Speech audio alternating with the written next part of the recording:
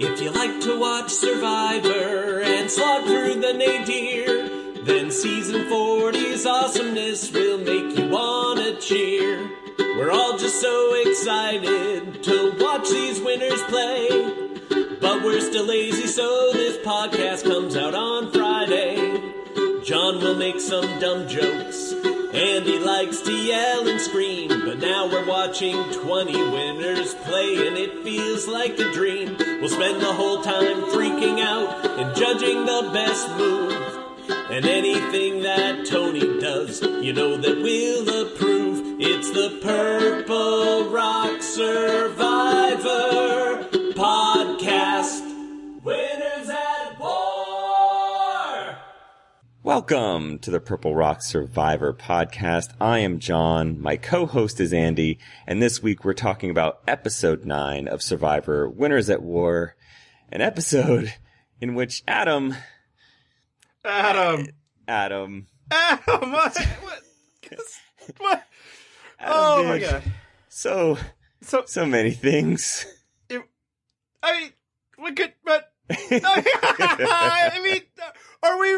really here? I remember just last week we're like, you're gonna be here, but no.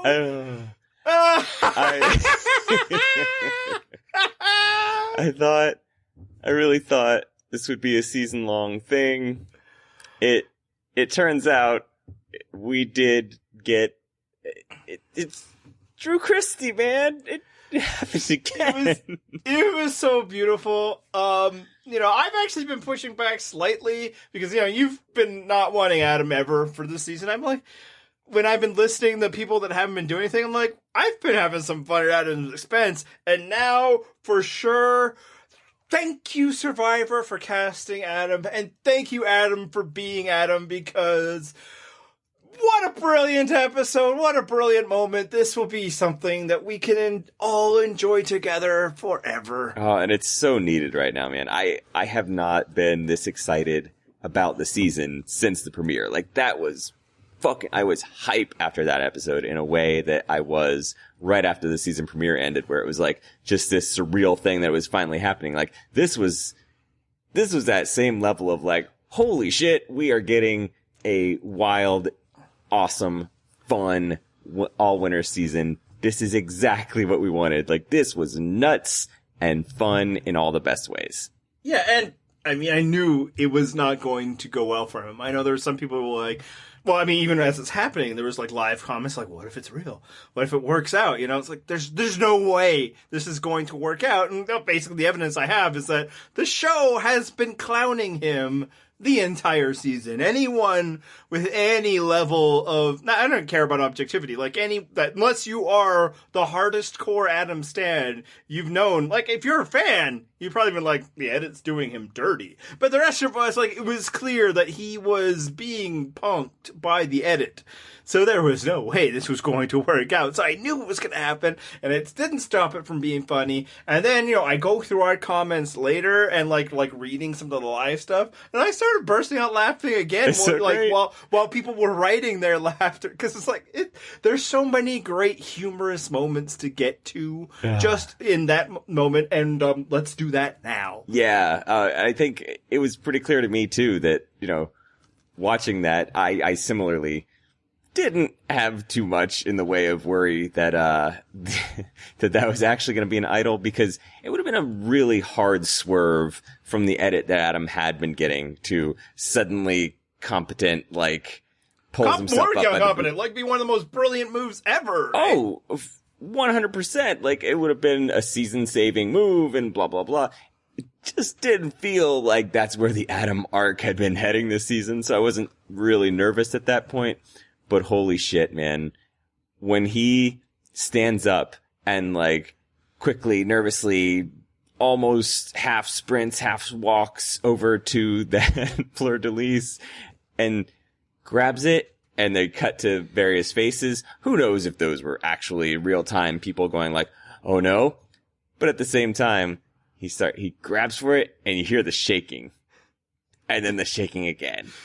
And then again, and it might have only been a few seconds, but it felt like forever. It's like the clear, like, this is comedy. This is like, Curb Your Enthusiasm type stuff where he just keeps going. And, like, to be clear, once you're up there, you can't back down now. Like, yeah, keep going. But that was what, really sent it over the edge for me. That's when reading in the comics sent it over the edge for me. Just that still, like, however long that he's still shaking it. And I almost wonder, cause, he discussed that this was a thing with Michele in the episode, which we can get to. He discussed a bit, with producers. So they knew probably that was a plan.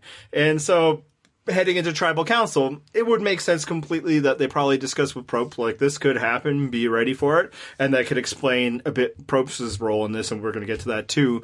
But I also wonder if they were like, hey, that thing doesn't come off, does it? And just, like, made sure and, like, glued it down extra hard. That would be funny. Yeah, the fact that it never came off is so much funnier than if it had. Yeah, like, if they had reinforced it just for this occasion, that'd be great. Like, hey, throw some extra screws in that bad boy, because I want to make sure it doesn't come off. Yeah, because, like, I was expecting it to come off. Me right? too. Like, I knew it wasn't going to be an idol, but I was expecting, I don't think these things are that well constructed or whatever. And then he'd give it to Jeff, and Jeff would be like, no.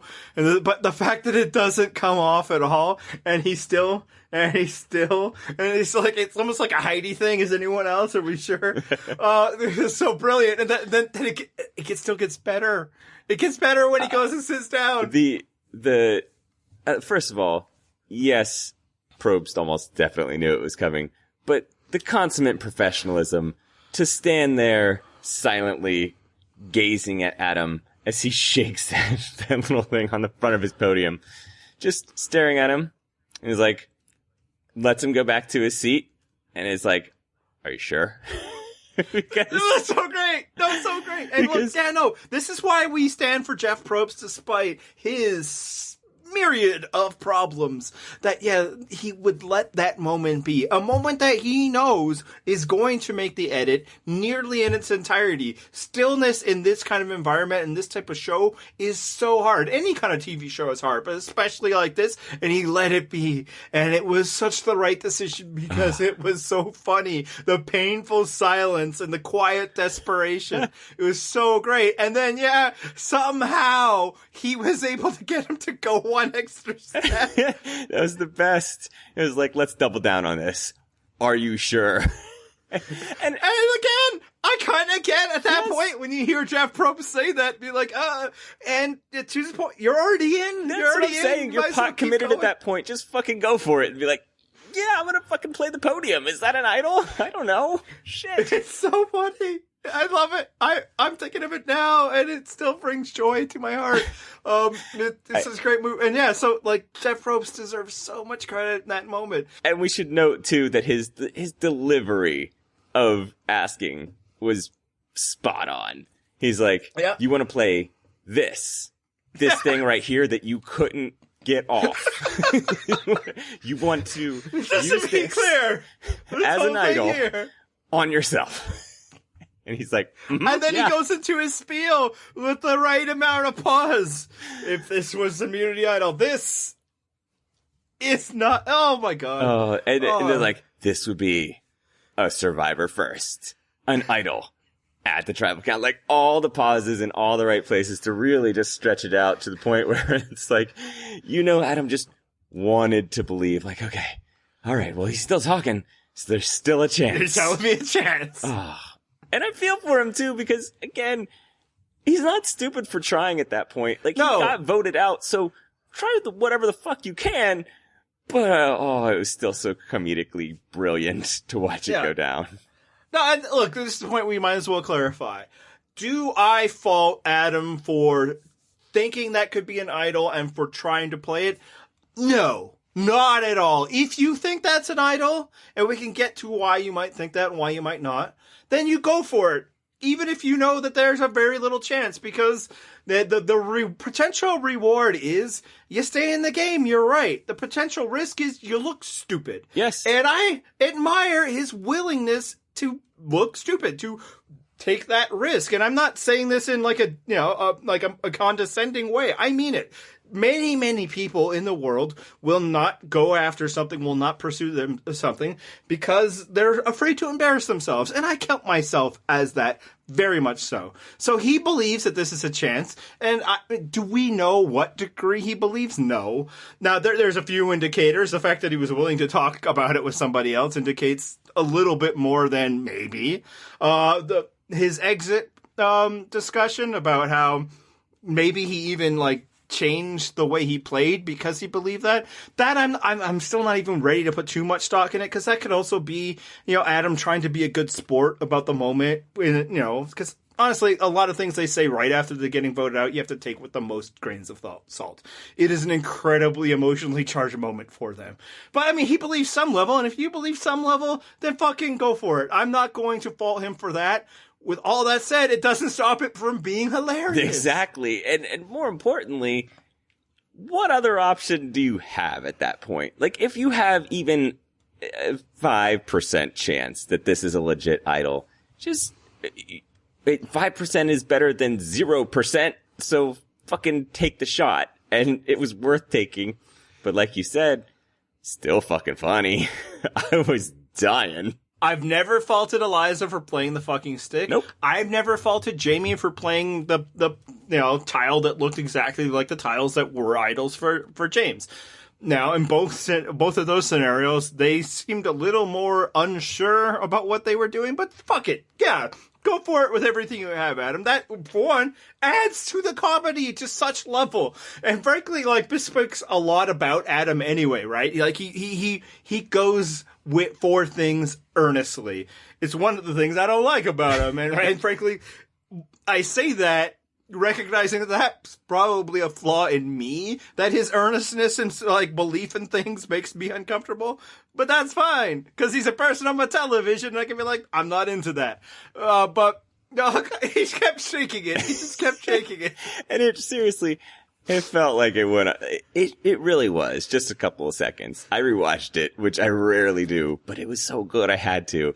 And it really was just a few shakes, and they might have even edited it in a way to put the same shake back in there a second time. Who knows? It wasn't long, but at the same time, it felt like eons. Just like slightly earlier, which the thing that convinced Adam so great to take that shot was when Adam is basically asking everybody, is it me? And is met with crickets. And I mean, again, yes, this is 100% a trick of editing. However, there probably was some degree of silence there. And the way they edited it together to make it feel like an eternity of Adam sitting there in silence was A+. Yeah, I mean, I'm already starting to see the hipster take form, and I get it. I who knows? Maybe in a few years it'll be me that are people the true funny moment of this was the awkward silence before. Now, ultimately, I'm on the side. No, it still was going for shaking that stand.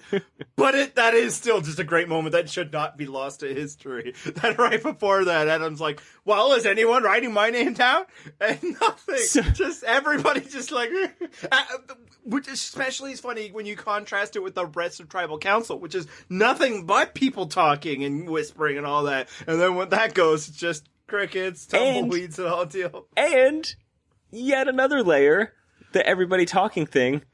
Just before that, Adam and Ben are sitting there yelling at each other. The least important fucking conversation going on. Well, every other person at that tribal council is having the most important discussion, which is, who are we voting for? And neither Adam nor Ben, and to Ben's credit, he didn't really have reason to go join those discussions. Those are kind of important. Much more so than hashing out your past. The petty slap fight between Adam and Ben. It was a comedic tour de force. It was. And why this show still has power.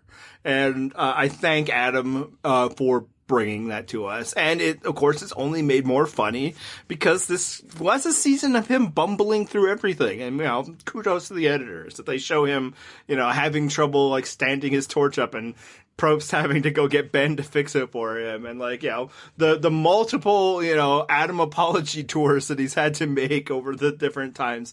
And, I know there's some people who think we haven't been especially kind to Adam this season. Correct. To which I'll say a couple things. One, that puts us in line with the people who make the show Survivor. And two, you know who else doesn't think Adam played a very good game this season? Fucking Adam! Adam himself! I probably wouldn't know because I'm definitely not seeking out those interviews, but I'm guessing he realizes his faults.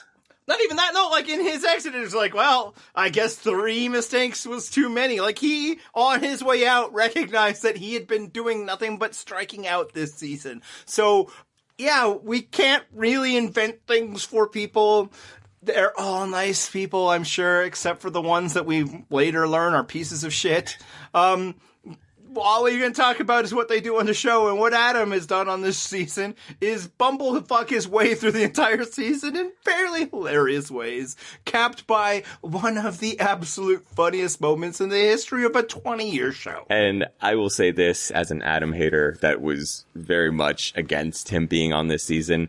Like, now that I know that he was just here for some entertaining failures, and I don't have to experience this all the way to the finale, like, all on board. I'm much more comfortable with the previous episodes and with the rest of the season. Like, I did not need a season-long clowning. This is not The Office. I don't need to, like, cringe for Adam every week.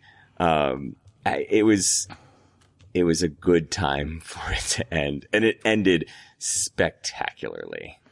And in so many ways, I feel like Adam's the only person this could happen to.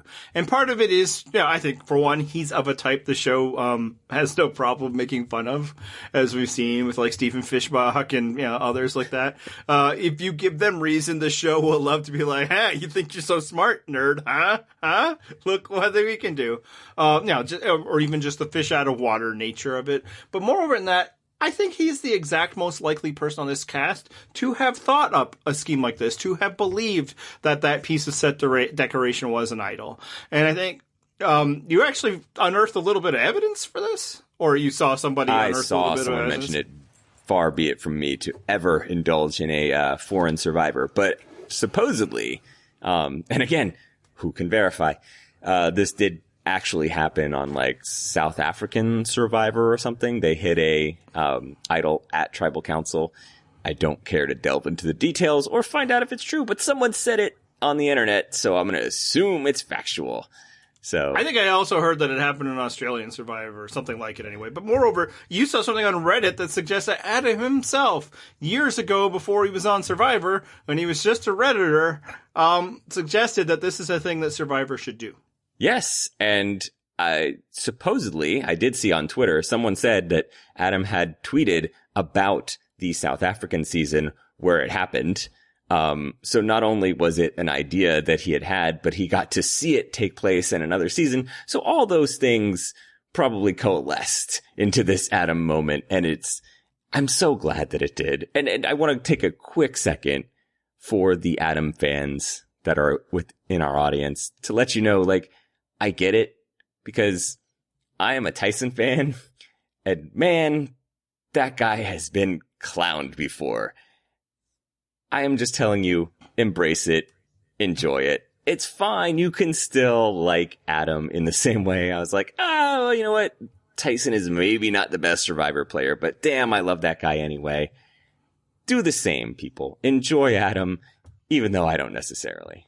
Yeah, see, for me, like, even before the international stuff, because, again, I don't pay any attention to that, we're going to get to that in a bit, I also felt like Adam was just the person who would do this, because if you've spent any time on the internet amongst Survivor fans, and this generally applies to fans of any specific thing, we will overthink these things. We'll come up with all the craziest ideas of what could happen and all that, and I don't know that everybody who plays this game is that way, and I think that's something that fans that watch don't understand, that fans can have a level of interest and involvement with a thing that the people who participate in it, the people who make it, do not share.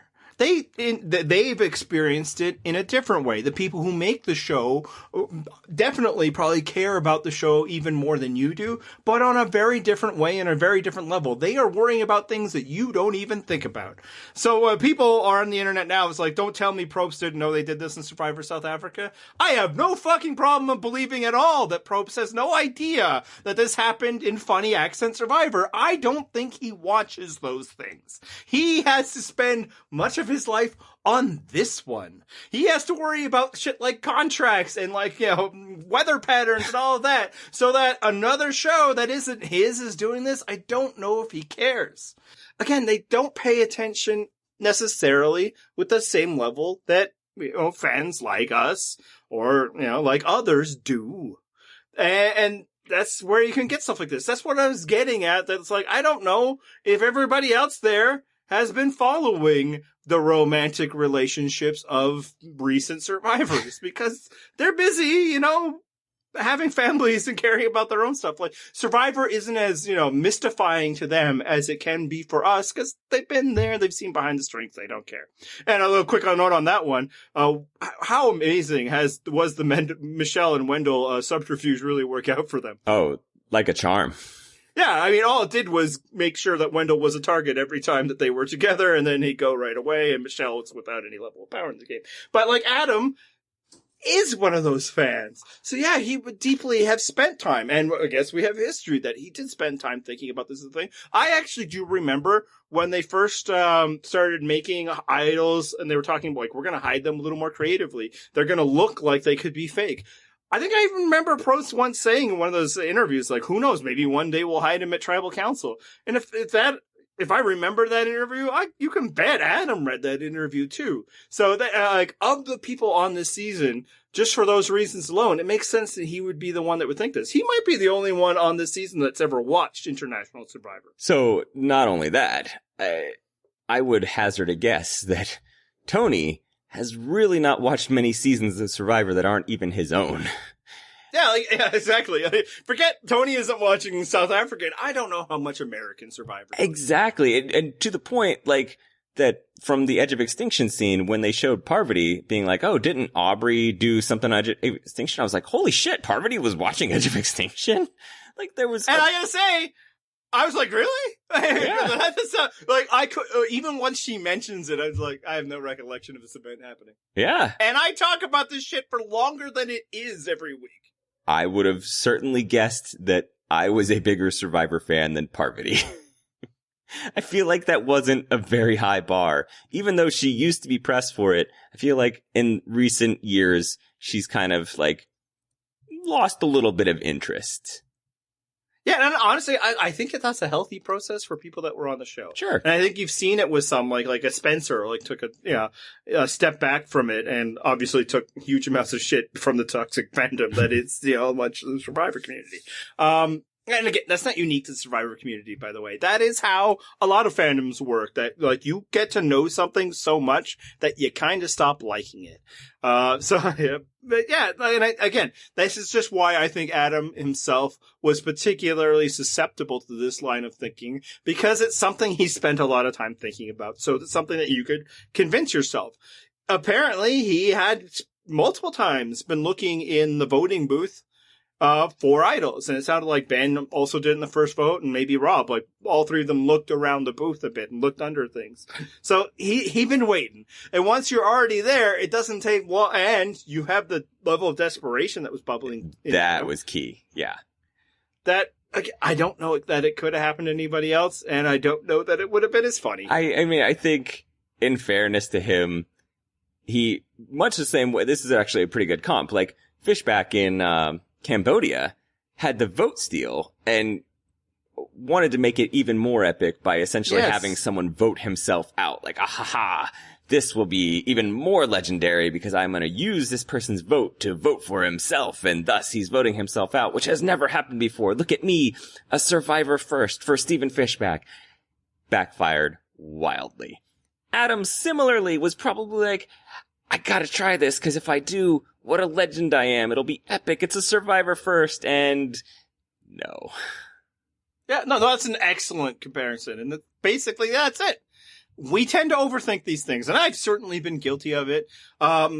More than late, in part because of, after a few seasons, I found I wasn't enjoying Survivor the more I thought about it, so I stopped. You can get that, and some people, blah, blah, blah, and so many things. I'm like, yeah, it's probably actually just, this Occam's razor thing. Like, yeah. It's just something that we do when you're really invested in something. And I think Stephen's an excellent example of that. I think you can overthink things, and that's probably what was happening there. Another thing that Probst said is that they don't hide idols there, and they don't plan on ever hiding the idols there for a simple reason that they don't want to encourage people tearing down their set. Yes. Because we've seen the way people look for idols on this show. It is not, a subtle process. They would turn things up. The last thing they need is everybody going there and like flipping over their seats and all of that. So, right. I think he'd be wise to not only, to continually show this footage, of embarrassment. For one, it's an all-time great moment. And for two, to get it in people's heads, no, we're not going to do that. Yeah. We're not going to do that. And specifically, they don't want people to do that because there are things like camera blocking and yes. like it is a microphones set. might be in yes, there. There's stuff that if someone went to the wrong part of the set, like they can't follow that person because then you see all the artifice. Like you see the cameraman hidden behind various things. This all wall the lighting is made out of cardboard. Yeah. Right, yeah, you don't want to show that on TV. So it's in their best interest to have them either sitting down or, as seems to be their preference in recent seasons, just walking around behind stools to chat with each other and whisper. So safely televisable. Yeah. Obviously Adam will most be remembered for this over his entire 2 seasons. But, did he do anything right this season? I don't think he did everything wrong. I mean, he got to this point. That's one, obviously. Yeah. But for one, he looked like he was going to be the first target of the game, and he was able to wriggle out of that through some combination of, teaming up with, Rob and Parvati. And also it felt like Ben saved him a bit when Danny was the only person to throw out a name to Adam, and he's like, what about, Denise? Why Adam? But if you look at the whole, he was laughably bad in challenges. The best he did in challenges was he was the only of the, laughably short people to finally reach a key. It took him a long time, but, again, better than the other two who didn't get any. Other than that, he wasn't that good. People will like to point to his social game because that's the refuge of Survivor fans. Whenever it's not obvious what a person was good at, we can just say social game and you're too dumb to understand. But nobody wanted to deal with Adam. That's why he is gone this early. It wasn't because he was a huge threat. It's because everybody was exasperated with him. So I don't know if you can sell me on the social game. Yeah, we did. First of all, I don't care that he sucks at challenges. That's not his thing and it's not my thing either. So if he had been a challenge beast, wouldn't have swayed my opinion either way. But we had multiple people during the season saying, things like, you can't trust Adam, blah, blah, blah. The only person that I remember complimenting Adam was Boston Rob in that bonus scene when he goes to Edge of Extinction and was like, Adam's really smart. Really? This was the first person that ever said anything good about Adam. Most of them have been annoyed with Adam or can't trust Adam, blah, blah, blah. So it was not a great look for him this season. Yeah, just look at his relationship with Ben.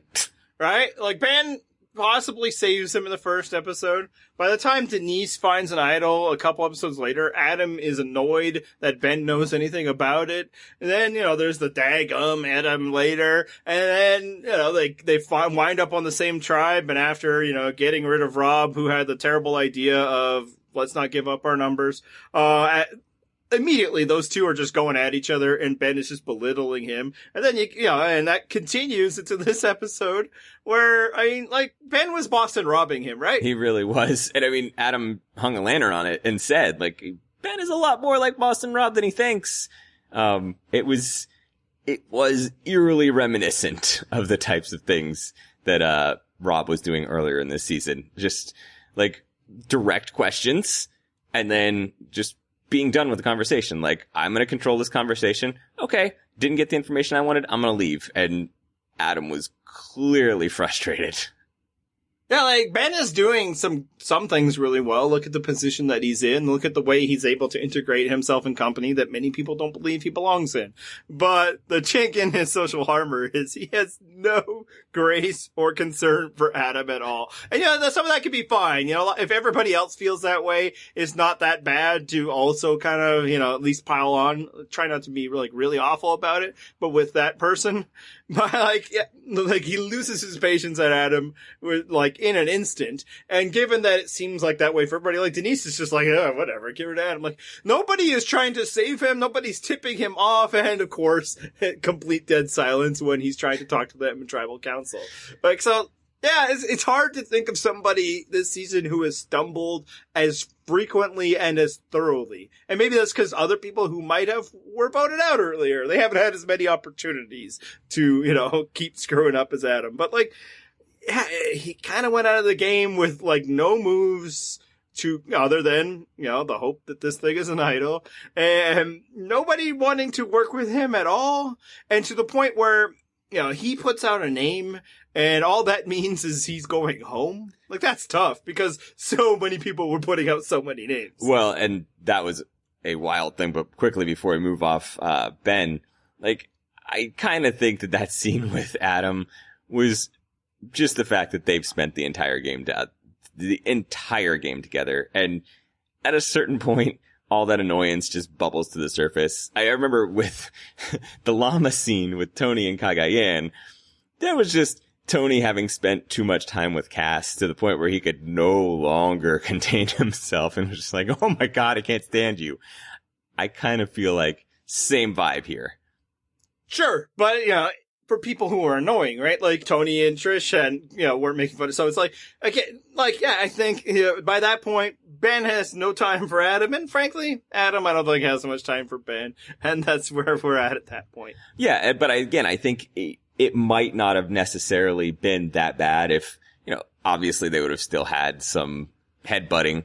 But then if they'd had a break in the swap tribes and then come back, maybe doesn't come to quite the same head that it came to here. But it was also like that 7 days ago when Adam was like, so do you have an idol? And he's like, sure, Adam, why don't you just do this? But that was when they were in the swap tribes. He was done with him before this long I feel like it didn't take this long for people to be that way with Adam. And look at the way Michele talks about Adam. Weirdly, sometimes to his face. What was up with that? Both ways made no sense to me.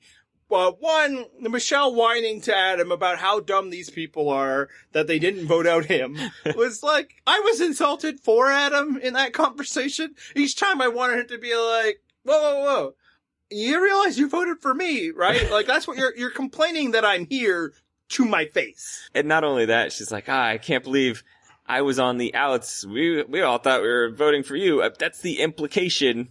And she's like, nah, this is a conversation I need to have with Adam. These people are so stupid, they didn't vote out you, is what she's saying to him, because she also is a brilliant social player. It must be true. I've been told it many times. Now, why does Adam tell her about his brilliant idol thing? If you think that's an idol, why are you telling it not only to anyone, but to the person who tried to vote you out? The only rationale I can think of is that you think maybe she will be like, oh no, Adam's figured out that there's an idol. Guys, we have to split the votes. We have to, do something to counter this just in case it is. Go walk up and get that idol before he is. I was going to say, or alternately, here's a plan. Be faster than Adam. When he goes up to get it, trip him. Here's my rationale that I thought of that I'm guessing. And people can judge for themselves what level of, generosity I'm willing to give here. But he wanted her to think he was smart. It's probably the most likely answer and why he would have that in the conversation, because strategically it's a very dumb thing to do if you truly believe. If you don't believe it is, then hey, maybe you're trying to punk somebody else. But clearly we know that is not the case. He obviously believed on some level. So I think it was just he was so proud of himself for having the super clever idea, and he needed somebody to know, and she was the one person deigning to talk to him in that moment. And another beautiful thing that just came to me as we were discussing this, it occurs to me, Adam had the closest seat to Probst. they had clearly planned, like, no, Adam, you sit over there, because they wanted him to have that clear path. Like, don't, have to sneak around Ben or Sarah or somebody to get over there. You just dart right for it, buddy, because we want to get this on wax. Like, we want to make sure we can air this. So, just a nice little twist. Do you think, like, when they were theoretically, like, tightening the screws or whatever on there, they also buffed it up a bit? Like, let's really get this thing to shine. It's gonna get a few different, spotlights, and we really wanted to, like, if we could make it sing to Adam. Is there a way we could do that, but just Adam? Whatever we need to do. Can we put, a halo effect glow around it? Is that possible? You guys have any lighting tricks you could use for that? He tried to play it when it was still a podium. You want to play the podium as an idol for you? I'm telling you, the pauses are what sells it. Because it's like, each pause is hammering home the incredulity of, like, so, just to clarify, this wooden structure behind which I stand to read votes, you are suggesting that this might actually be an idol to protect you, Adam, in this game, correct? Yes, absolutely. Please play that for me. Great. And again, I think at this point, Adam is probably cluing in. This isn't happening. But as we said, you're already in. Right. Again, this isn't a criticism. It's just funny. You can give Adam all of the, credit or, understanding that in the world. I think it's fair. It doesn't stop it from being hilarious. No, and honestly, at that point, don't fucking back down, because even if you're down to like 0.003% chance, again, it's better than zero. Just do it anyway. So at that point, it's your best chance of having it seem like you're laughing with people even. No, it's all good. But yeah, in that scene, Michele was really annoying to me. For one, I don't like it when people whine on this show. Now again, I can forgive it. It happens. It's a thing. But the whole, why would they do that? Because they weren't playing with you. Why would they do that? Because, why wouldn't they tell you they were voting out Wendell? Because you voted out Yule. Because there's every indication in the world, despite your Oscar-worthy performance, that you were working with him. And as part of the evidence, you voted with him. How dare you? Don't you remember how she was telling us that she was down to vote Wendell out all along? Except when she probably had the opportunity to do so and didn't do it? Are you just forgetting that? Take the beat, recognize that it happened to you, maybe even joke around about it in confessional, but to sit there and whine about it, for one, I don't like at all. To whine about it with the person that you were trying to vote out is so much worse. Well, hang on a second, because she's not the only one whining after that vote. Because at least Nick didn't do it with Adam. That's a good point. And Nick at least chose the correct person to commiserate with about that vote. Because, they were both on the wrong side of that vote. So that seems like the person you go vent with, right? Like, you at least have shared complaints and feelings. I don't know that Adam was quite as distraught about how that vote went. A couple of weeks ago, maybe it was just last week, I think it might have been, we were saying, and it ties back to what we were saying in the preseason, that we just want these players to have more ego about it. That, I'm worried we have to get rid of all these people, how could I ever win? Instead, like, no, I can win because I'm the best. And I guess in some ways, good for Nick for being all, do they know who they're fucking with here? Because I think they're well aware, Nick. I think they are, and I don't think they're scared, despite your protestations, despite your fiery speech that, it's on now. And I love that, that was his whole thing. I'm playing with fire. You messed with Nick fucking Wilson. And what was his big plan to be like, hey, Tyson, Sophie wanted to vote out you. And that seemed to be the extent of his hell-raising tour. Nick did exactly what we wanted, which was overestimate his skill at this game. And it's beautiful to watch when that fails horribly. But more importantly, I think there is someone that I'd like to discuss that is not overestimating his skill in this game. And that person... Let's talk about Tony. It's time. You better be ready It's coming for you.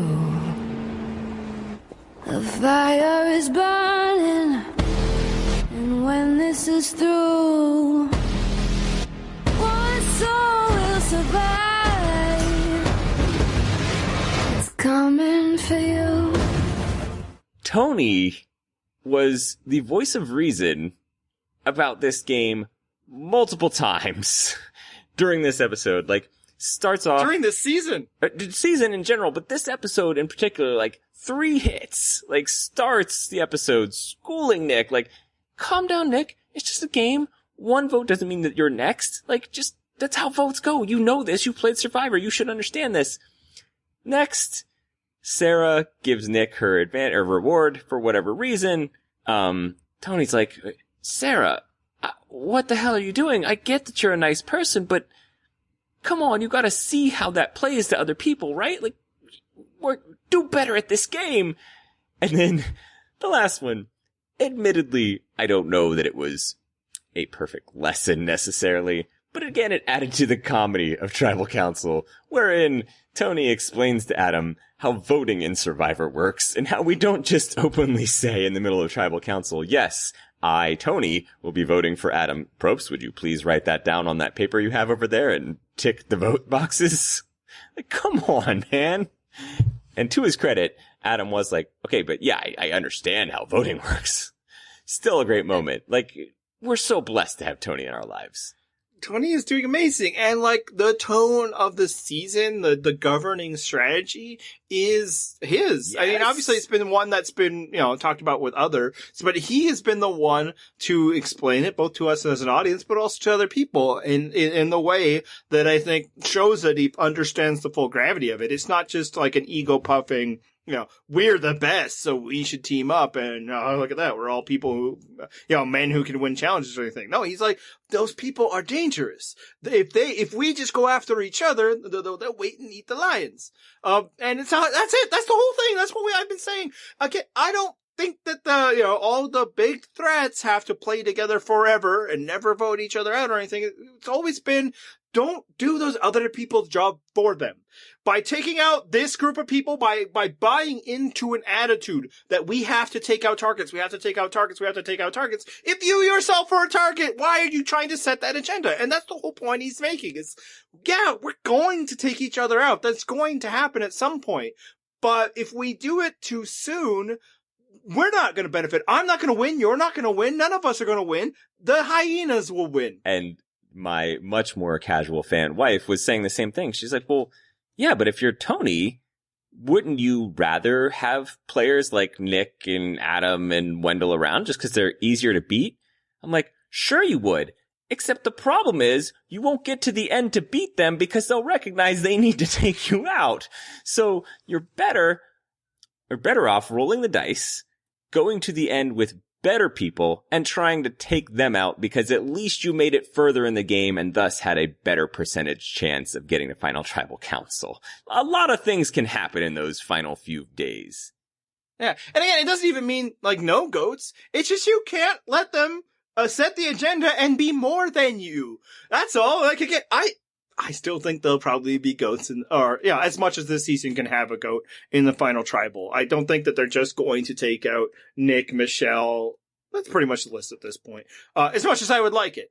It's just that you can't let them be so much more and just be target, because once you get in that mindset, anybody who does anything is a target. Unless we've seen in recent, and that's what had me like 2 weeks about to, metaphorically slash my Survivor wrists over what has turned out to be an amazing goddamn season. What a rebound, man.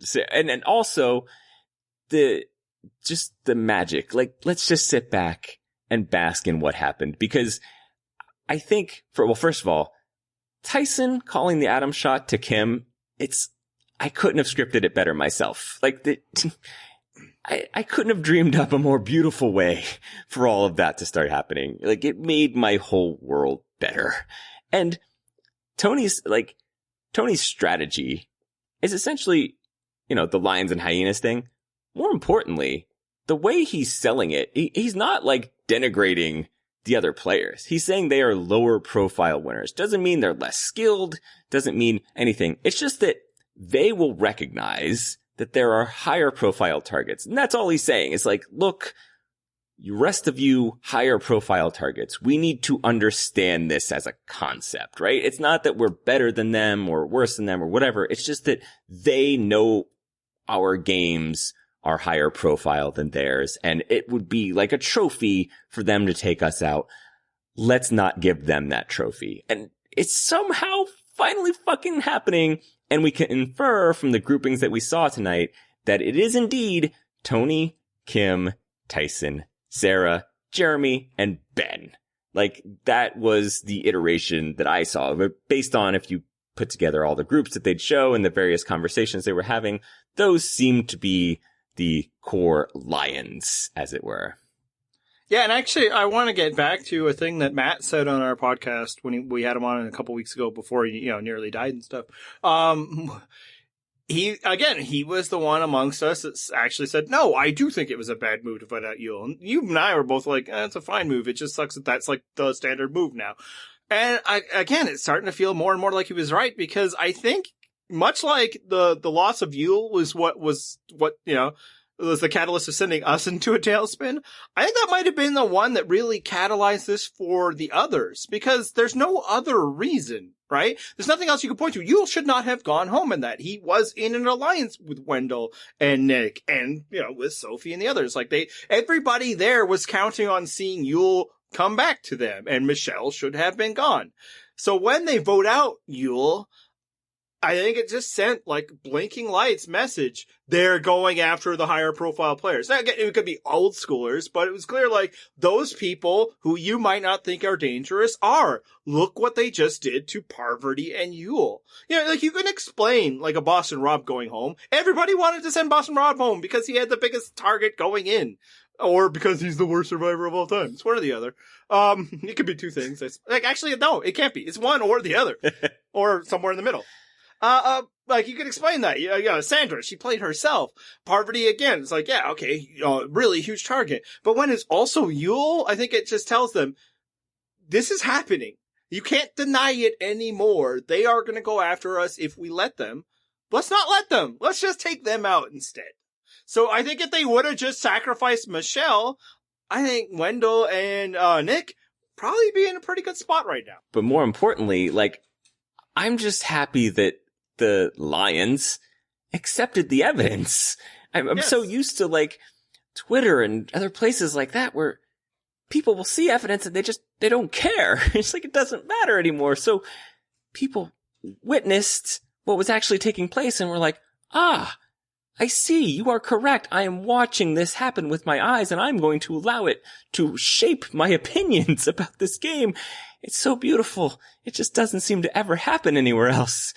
Like, how bizarre is it that a collective group of reality show contestants recognized that they needed to do things for the collective good? Like, that's just weird. Like, for one, it's kind of against the reward structure of the show. But it's also just, it's weird. Like, and these are some of the biggest egos ever. Maybe not the biggest. Those are on the edge of extinction. But, I mean, Tyson's one of them. Yep. Yeah, it's like that. Yes, this is good for Tony. This is good for Jeremy. This is good for Tyson. It's good for me. Yes. It's good for me that they are here. And it helps that Jeremy has always wanted meat shields. And before, Jeremy talked about it so often, that's what Tony was doing. He just didn't give it a name. And frankly, the edit didn't allow that. No, Tony actually isn't a reckless idiot keeping Spencer and getting rid of, Jeffra.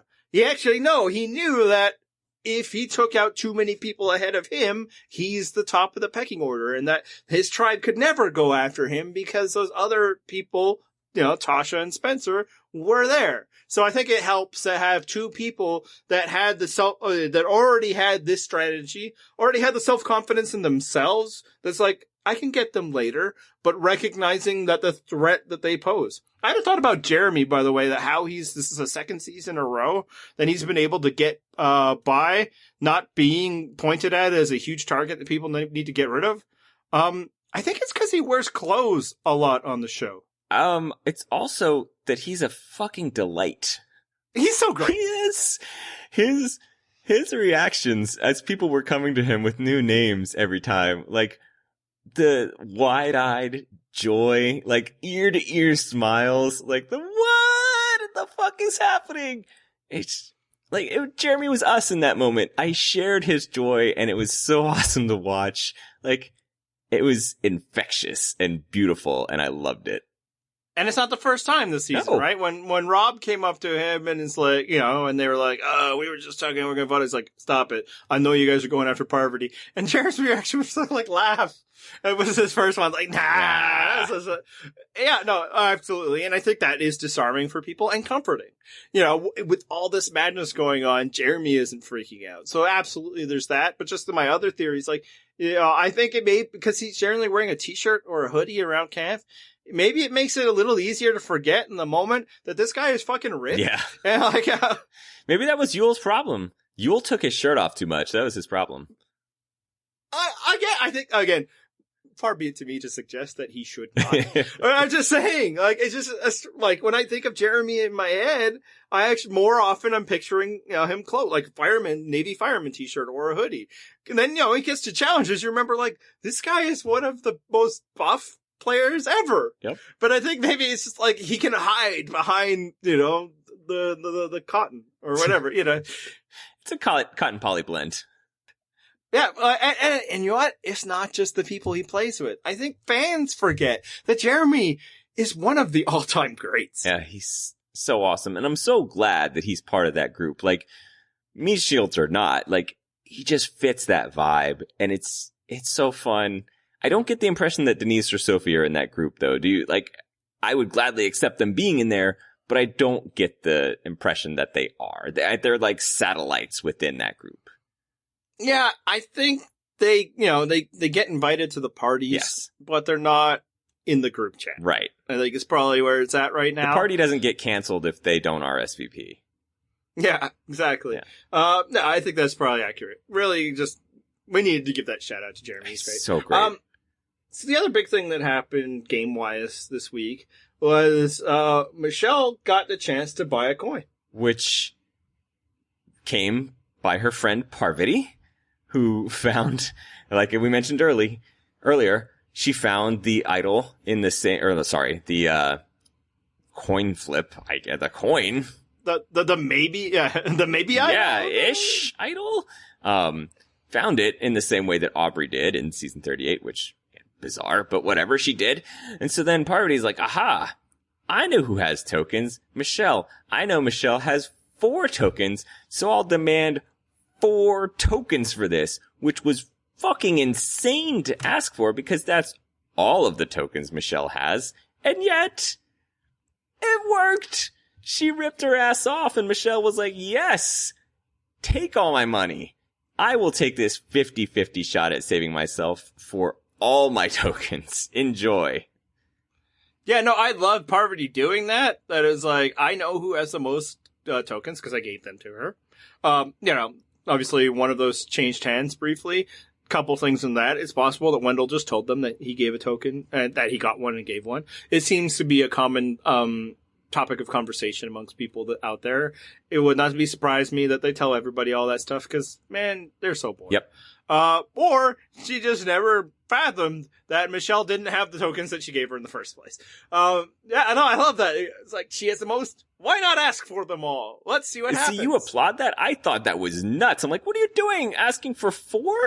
Like, if you go 3, you're almost definitely gonna get it because she's gonna be like, well, I'll still have 1 left. Like, 4 seemed like an insane ask, and I couldn't believe that Michele was like, I'm gonna do it. All in. What the shit? This is such a bizarre, like flip here. That you are like, oh, that person's asking too high, and I'm like, go for it. Like, this is not how negotiations tend to work, and the difference between you and I. No, the thing about it is, Michele has no idea what the going rate for any of this That's stuff true. is. All she knows is it costs 2 fucking tokens to send a message to the edge of extinction, or like 3 for beans. You know what she should have done? She should have paid 2 tokens, wrote a letter to Parvati, and been like, listen, that's a little steep. Can we knock the price down? Preferably to 2 tokens, because that's all I have left now.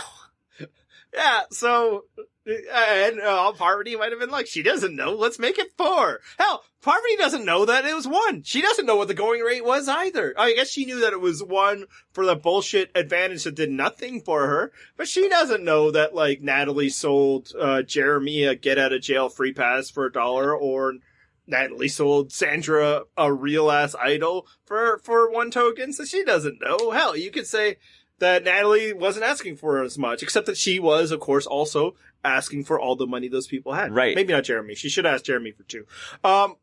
So in that sense, it makes sense. And I'm going to say this for Michele. Yeah. Spend it all, man. Like, I don't, the odds that you're going to get another opportunity for something better are pretty small. You don't know what these things are supposed to cost. I suppose if you stop to think about it for a while, it's like, there's nobody else who has more than 4. This seems like a lot. She doesn't even know for sure that people are selling them to her. All she knows is this is what it costs on the note. It isn't like, sell this for $4. It's like the cost of this will be 4 tokens. Sorry, not dollars. But do you have a problem with what Michele did? I mean, when you think of it as, is she likely to get another offer?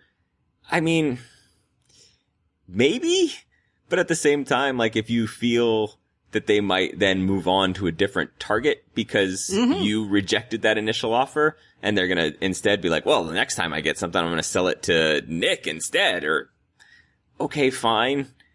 I just still thought that 4 seemed like an insane ask, although we saw in this episode, apparently they're going to allow a little bit more winning of them in game, because Kim got 1. So just like Jeremy and Denise got 1. I mean, there's going to be opportunities. It's not like she can't then restock at some point. But man, for a 50-50 shot at immunity, just seemed like a wild asking price. But again, this is just because of the relative prices of things that I've already seen exchange hands, when, of course, there were not as many tokens even available. Right. And again, because we know what the going rate is. Right. She does not know what the island economy has been. She's never watched the show. It's not on the menu at all. And I don't think it's been freely discussed with, her or many other people what the previous items cost. It's kind of like, charging people for healthcare and then saying that people should make informed decisions as though they know, and have the how much, say a heart surgery costs in this venue versus another venue, or even have the option of deciding, because of course this is a time-based decision. She doesn't get to be like, oh, let me think on this and see when another offer comes. And, it's like, if I were Parvati and she turns that down, are you going to be like, oh, I got too greedy? Or are you going to be like, man, screw Michele. I'm never trying to sell anything for her again. That's absolutely the latter. That's the way to go. It'd be like, well, screw you. You missed your chance and I'm moving on to someone else. Now, she doesn't actually get the option to sell this item. You pick once. If that person does it, you're good. If not, you struck out, they struck out. Yeah. To be clear, not like reselling the same thing to somebody else. Yeah. So no, I have no issue with her doing it. I take some issue with her stupid confessional about, the fortune cookie told me. I'm going to be a little generous in that I don't really think that's what it was. I think that's her, trying to come up with a reason other than why would I not, and maybe possibly giving the producers what they want. Happens a lot in reality television. This happens a lot in life. You start to tailor the things you're speaking about for the audience. You see it, how like a dumbass podcast community will start memeing with each other and saying the similar things over. So I think there's a chance that's what it was, but it doesn't make me think it's dumb, or not think it's dumb, where she's like, I wasn't sure about it, but then my fortune cookie told me, like, that's not a good Okay, well, what did you think of Parvati being like, aha, now that I've got these coins, I'm going to buy food for everybody? Not everybody. Okay, sorry. For 6/8? Is that what it was? 6/8 of the Edge of Extinction crowd? Yeah, I love it. It's great. For one, the only person this season to ever come back from Edge of Extinction spend his money on food. So clearly for himself? It's a winning strategy. Sure, but, she's flush with money. And she didn't find it by herself. She found it with somebody else. So right there, you're already in a kind of a scenario where we gotta share. And then it's like, well, how much do I trust Danny to keep this a secret? Nah, man. Share it with your friends. They might be voting, whether you're gonna get $1 million in a few weeks. I'm not with you. This new agey, we're all in this together crap. Parvati's lost her edge. I'm out on Parvati.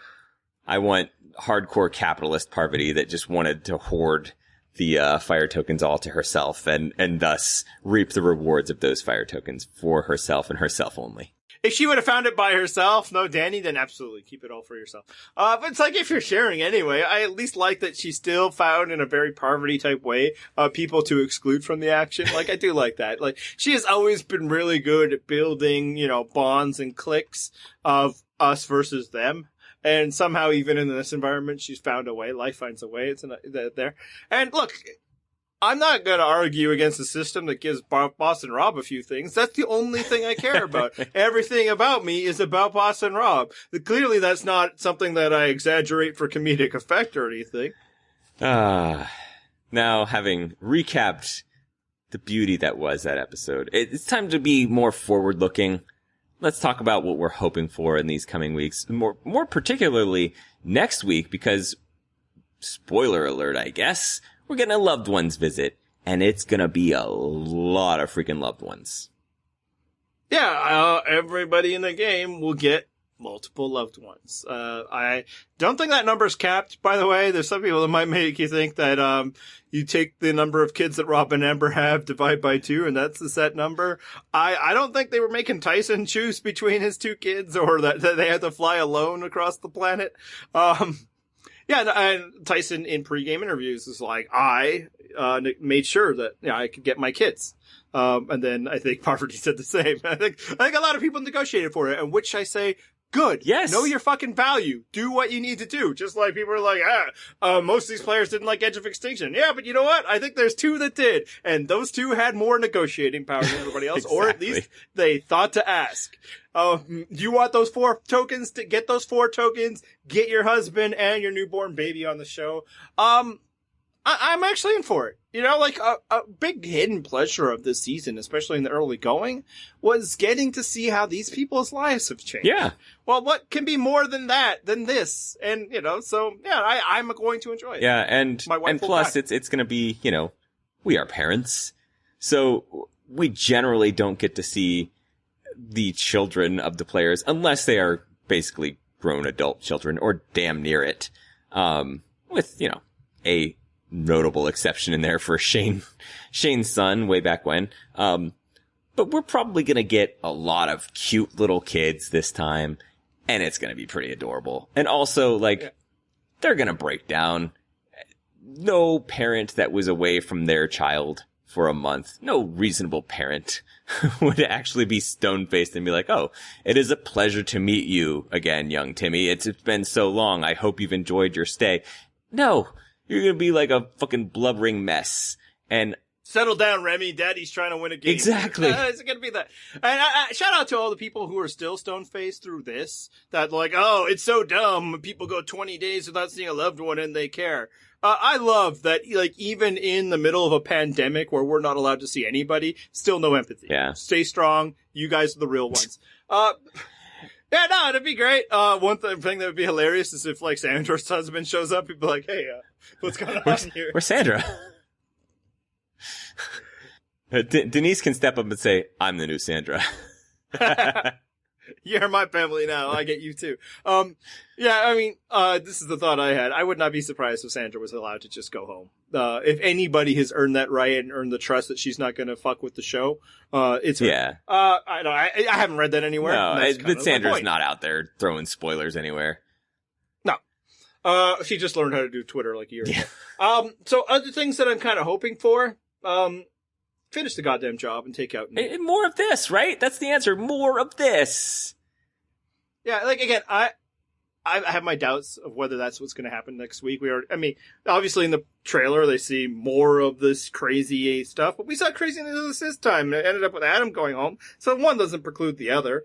But there is, hints that people are like, we should break up Sophie and Sarah, and I get it. Like I said, they're not in the group chat necessarily.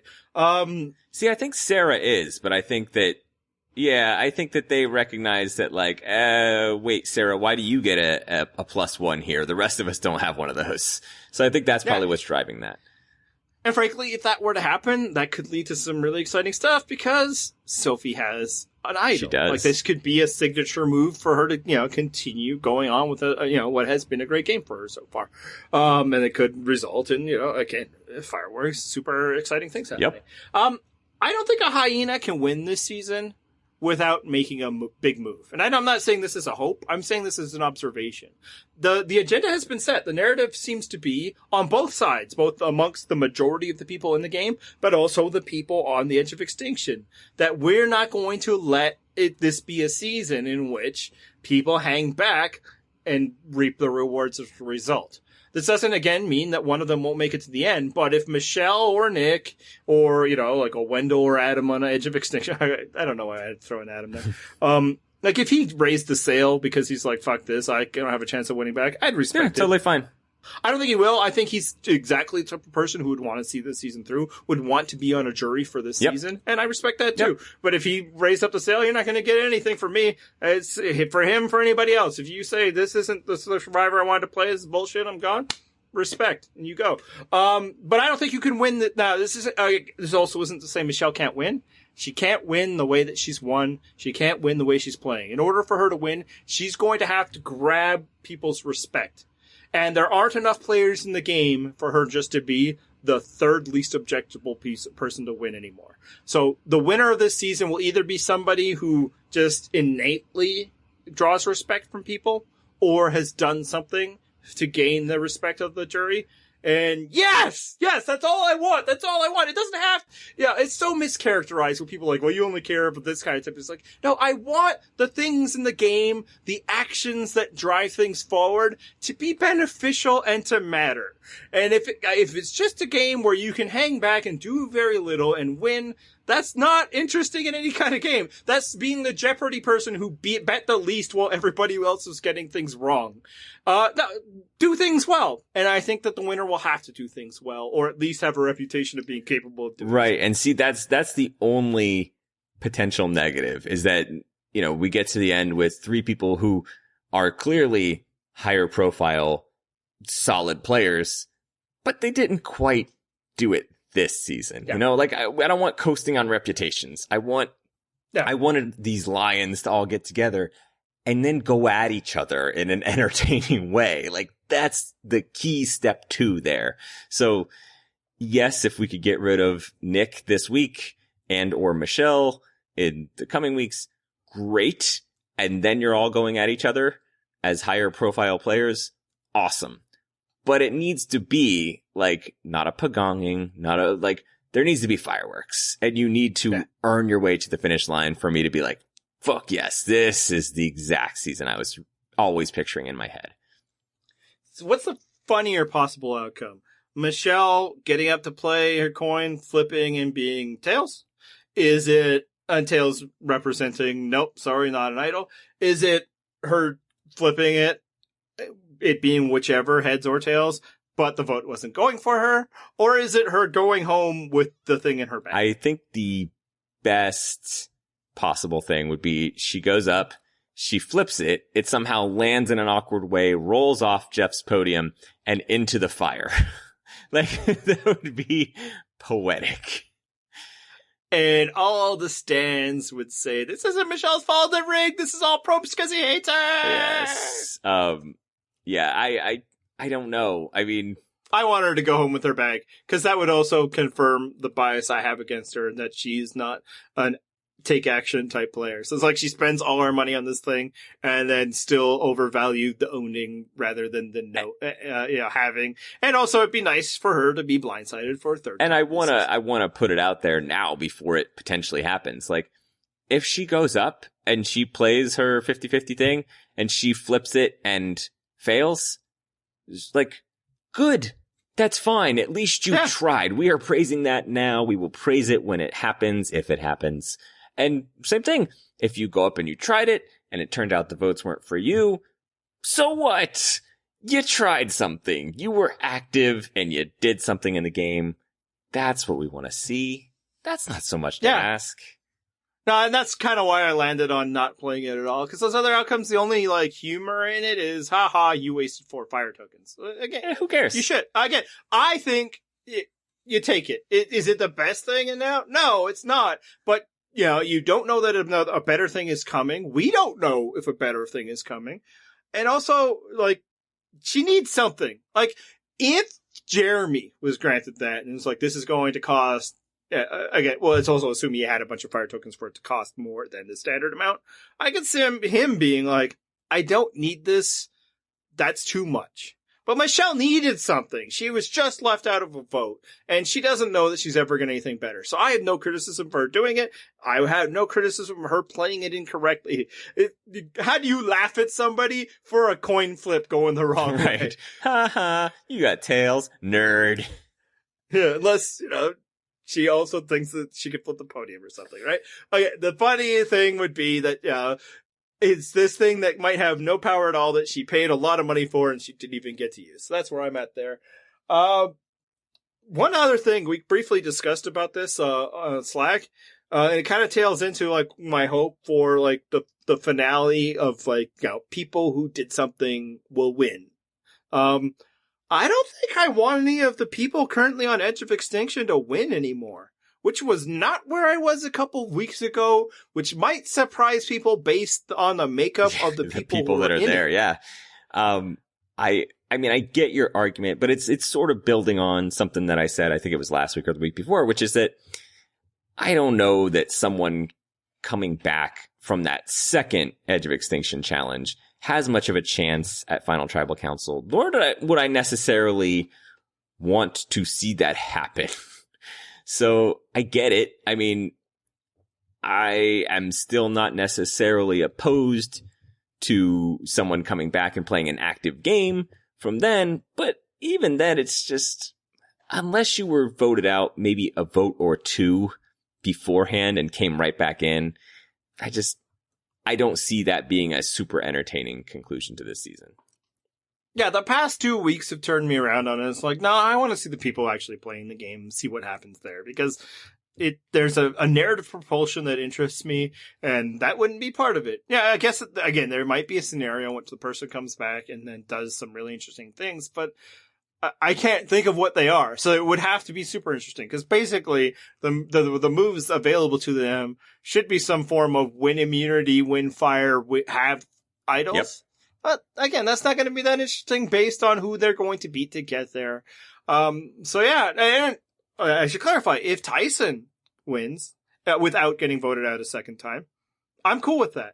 I know the last time they did Edge of Extinction, maybe in the preseason, we were like, if it just went to the merge, we could live with that. Like, that was like the concession we were prepared to make for Edge of Extinction. I think I've come around to the idea that, like, I don't mind at all if Edge of Extinction was just a thing in the pre-merge. Like, I actually think that could correct some ills of Survivor. Look, we've all noticed the type of people who tend to get voted out the first few votes and how, frankly, gross it is. So this is a nice corrective for that is like, you didn't really do anything to get put on here except not share a lot of the similarities of other people who do. Or, we also know that swap screwing is a thing. So I could, like, if Edge of Extinction was just we're going to give everybody who didn't have much of a chance, especially because, merges occur so much earlier than they used to, one more shot. Now, sometimes people go pre-merge completely due to their own actions, Drew Christie, people from this season even. Whatever, some of those people will end up coming back, but like, I don't mind it as a thing. I will not view a Tyson victory as illegitimate, provided he isn't voted out twice. But yeah, I think I'm at the point now where it's like, I don't want those other people. And like, so yeah, I'd be fine if they kept it, send people back, and then get rid of those people. They don't be on the jury. That would also correct the other problem of it's not cool that they get to bond with the jury. But yeah, it's weird. It was a thought I had today that it's like, I don't even want Boston Rob to win anymore. I wonder if I will still laugh my fucking ass off if he does. Yeah, I think I'm probably a little more comfortable with that, knowing that right now we have enough people left that I'm much more confident that we have a decent shot at a winner that I'll like. Whereas, it was looking pretty dire there for a while. So, and that's my point. Now it feels like whoever gets there, I will be invested in their journey. It won't be game changers, is what I'm kind of getting at. I truly feel like the conditions in the game at this exact moment won't allow for that. Whoever emerges from what's happening now, even if somehow it's Michele and Nick, will have done something impressive to be there and to get to the end. And I'd rather it be them than somebody who, got to float in it, from where they are currently. Yep. I'm on board. With that said, you can always find our content on purplerockpodcast.com. Find us on Twitter at Purple Rock Pod is the show. At Purple Rock Andy is Andy, believe it or not. At Purple Rock John, you'll be surprised to learn, is me. And subscribe to the podcast, blah, blah, blah. More importantly, let's hit some theme music.